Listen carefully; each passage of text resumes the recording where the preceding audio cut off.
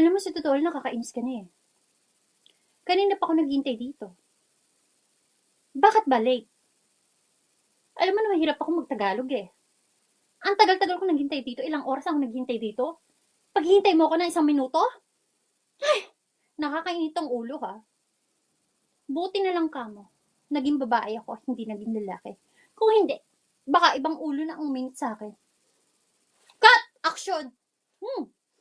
Okay, iba naman. Kunwari, ito na yung sasagot. Sasagot na naman siya. Sasagot naman. Grabe naman itong makapagsalita sa akin. Na-late lang ako ng 1 minuto eh. Bakit ka ganyan? 1 minuto lang naman na-late ko eh. Sige na nga, next time, hindi na ako malilate. Malay ko ba? Sumakit yung tiyan ko. Hindi ko natiis. Sumakit yung tiyan ko eh.